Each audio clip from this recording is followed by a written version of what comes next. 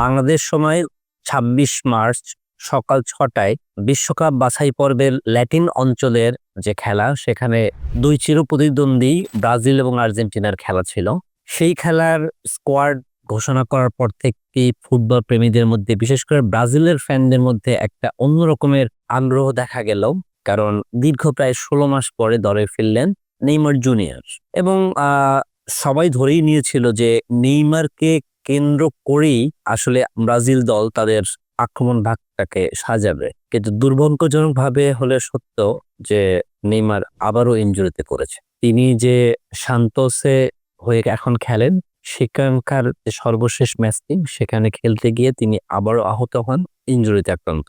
আসলে ইনজুরি এবং নেইমার আমার মনে হয় একে অপরের পরিপূরক বা একই মুদ্রার এপিটপি। নেইমার কোনমতেই ইনজুরিকে অস্বীকার করতে পারছেন না। তিনি যে এতটাই চেষ্টা করছেন এখান থেকে বেরিয়ে আসার, জাতীয় দলে প্রতিনিধিত্ব করার, কিন্তু সেই সুযোগটা হচ্ছে না।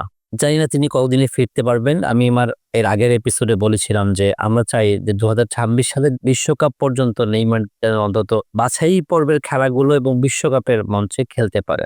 এই সংবাদ যখন বলতেছি, ঠিক তার কিছুক্ষণ পরেই নিশ্চিত হওয়া গেল যে বর্তমান বিশ্বের ফুটবলের যে সম্রাট অর্থাৎ লিওনেল মেসি, তিনিও ইনজুরিতে পড়েছেন।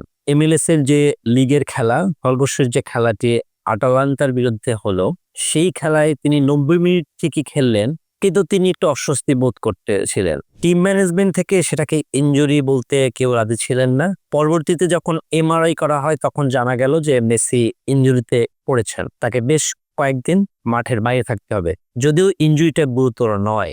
আর এই জন্যই কলম্বিয়ার বিপক্ষে ২১শে মার্চ এবং ২৬শে মার্চ যে ব্রাজিলের বিপক্ষে তাদের খেলা, দুটি খেলাই মিস করতে যাচ্ছেন লিওনেল মেসি।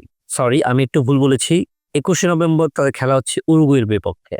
আর্জেন্টিনা ল্যাটিন আমেরিকার এই গ্রুপে ২৫ পয়েন্ট নিয়ে সবার উপরেই অবস্থান করছে, কিন্তু সর্বশেষ ৫টি ম্যাচে তাদের ফলাফল কিন্তু খুব একটা ভালো নয়। যার দুটি ম্যাচে তারা পরাজিত হয়েছে এবং একটি ম্যাচ তারা ড্র করেছে, আর বিপরীতে তারা দুটি ম্যাচে জয় পেয়েছে। এখন ব্রাজিল এবং উরুগুয়ে হচ্ছে তাদের সবচেয়ে বড় প্রতিদ্বন্দ্বী। সেই প্রতিদ্বন্দ্বীদের সাথে লিওনেল মেসির মতো কি প্লেয়ারকে রেখে কতটুকু আর্জেন্টিনা ভালো ফলাফল করবে সেটা হয়তো সময় বলে দিবে। যদিও আর্জেন্টিনার যথেষ্ট পরিমাণ সাইড বেঞ্চে প্রচুর খেলোয়াড় রয়েছে এবং যথেষ্ট ব্যালেন্স ফুটবলই খেলে, কিন্তু আরো একটা দুঃসংবাদ, সেটা হচ্ছে MS রোমার হয়ে মেসির পরবর্তী যাকে ভাবা হচ্ছে পাউলো দিবালা, তিনিও কিন্তু ইনজুরিতে পড়ে গিয়েছেন, তাকেও দল থেকে বাদ দেওয়া হয়েছে। আপনারা জানেন যে লিওনেল মেসি না খেললেই দিবালাকে দিয়েই স্টার্টিং 11-এ স্কলানি শান্ত তার একাদশ সাজান, কিন্তু ভাগ্যের ফের দিবালাও খেলতে পারছেন না। এর পাশাপাশি লো সেলসো নেই, লিসান্দ্রো মার্টিনেজ নেই।